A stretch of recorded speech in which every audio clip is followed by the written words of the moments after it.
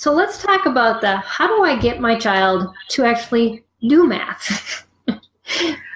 Well, I know your focus is on kids with learning disabilities, so or special needs. So I want to talk about some of the problems that I have had. Okay. Yeah. So, and I post this on my blog, and this really was the sort of thing that drove me crazy. And I want to give an unrelated example, but it will illustrate it. So when one of my kids was 3 years old, she literally would climb on the table and swing from the chandelier. You know, when people talk about their kids swinging from the chandelier, no, this child literally did. And so I was telling this to a colleague of mine. I was at the University of California at the time, and she said, "Oh my gosh, your child is hyperactive, and I know somebody at the best clinic, and we'll get her in, and I can pull some strings, and she can go and work with this famous professor, and there address issues for hyperactivity." And I looked at her and I said, "I moved the table." And this is the same thing. One of my kids, so she was being homeschooled. She was in middle school. And this, I would say, because I'm busy, right? And I'm working, and I would say, sit here and do, we got 25 math problems to do. You're good at math. You're smart. Sit here, do this. And I'd look over it. 2 minutes later, no kid.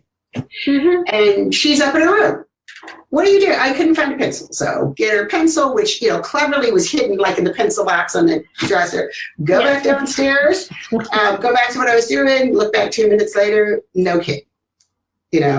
Oh, I needed some scratch paper, and I went in your office to look for it, but then I couldn't find it. So then I was looking at these new paper clips that you got that were colorful. Get her back down the table. She's sitting there.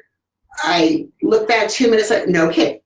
And I go back, and she's in her room playing some game on her Xbox, because my pencil broke, and I went up to get a pencil sharpener, but I was looking for the pencil sharpener. Then I found this game I really want to play, and I started playing it, and and by now 20 minutes have gone by. There've been 2 math problems done, and I'm just ready to bring her nap and throw her and the Xbox out the window.